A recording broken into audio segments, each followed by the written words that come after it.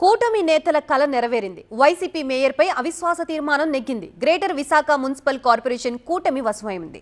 అయితే మేయర్ ఎంపికపై నేతలు తర్జన భర్జన పడుతున్నారు. ఏపీలోని అతిపెద్ద మున్సిపల్ కార్పొరేషన్ కి కాబోయే మేయర్ ఎవరన్నది ఆసక్తికరంగా మారింది. మరోవైపు డిప్యూటీ మేయర్ తమకివ్వాలని జనసేన, బీజేపీ కోరడం ఆసక్తికరంగా మారింది. సుదీర్ఘ వ్యూహాలు, క్యాంపు రాజకీయాలకు తెరపడింది. జీవీఎంసీ మేయర్ పీఠం ఎట్టకేలకు కూటమి వశమైంది.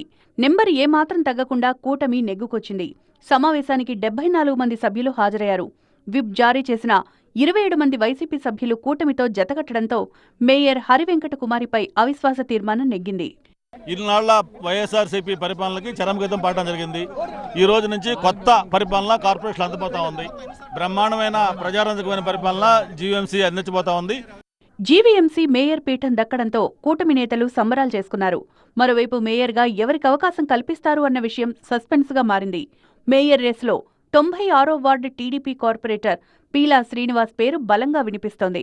ఇటీవల జరిగిన అవిశ్వాస తీర్మాన కార్యకలాపాల్లో కూటమికి చెందిన కార్పొరేటర్ల ఖర్చులను స్వయంగా భరించారు పీలా. అధిష్టానం తనకే అవకాశం ఇస్తుందని ఆయన భావిస్తున్నారు. మరోవైపు హరివెంకట కుమారి యాదవ సామాజిక వర్గానికి చెందిన నేత కావడంతో ఆ సామాజిక వర్గానికి అవకాశం కల్పించాలి అన్న డిమాండ్ వినిపిస్తోంది.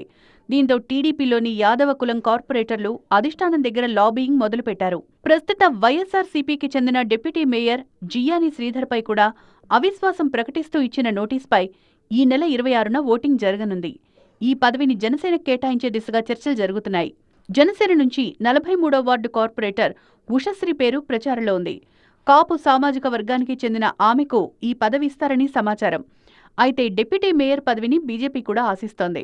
మీ తరపున ఏదైనా అధిష్టానానికి డిప్యూటీ మేయర్ కోసం అడిగే అవకాశం ఉందా, ఏమంటారు? డెఫినెట్గా అడుగుతాం. ఎందుకు అడగము? డెఫినెట్గా అడుగుతాం. అది మా బాధ్యత. తర్వాత కూటమి ఏ నిర్ణయం తీసుకుంటుందా అనేది సెపరేట్ ఇష్యూ. కూటమి మధ్య పదవుల పంపకాలపై చర్చలు కొనసాగుతున్నాయి. మేయర్ పీఠం టీడీపీకి ఖరారైపోయింది. డిప్యూటీ మేయర్ జనసేనకు దక్కుతుందా లేక బీజేపీకి ఇస్తారా అన్నది తేలాల్సి ఉంది. మరోవైపు పార్టీ లైన్ దాటి కూటమికి అనుకూలంగా ఓటేసిన 27 మంది సభ్యత్వాలు కోల్పోవడం ఖాయమన్నారు మాజీ మంత్రి గుడివాడ అమర్నాథ్. ఎట్టి పరిస్థితుల్లో ఆ 27 మంది సభ్యుల తాలూకా సభ్యత్వం కోల్పోవడం ఖాయం. ఇది చట్టం చెప్తా ఉంది. ప్రజాస్వామ్యబద్ధంగా ఏదైతే చట్ట ప్రకారం ఉందో దాని ప్రకారం 27 మంది సభ్యుల తాలూకా సభ్యత్వం కోల్పోవడం ఖాయం. వైసీపీ విప్ ధిక్కరించిన వారిపై వేటు వేయకపోతే న్యాయస్థానాలను ఆశ్రయిస్తామంటున్నారు వైసీపీ నేతలు.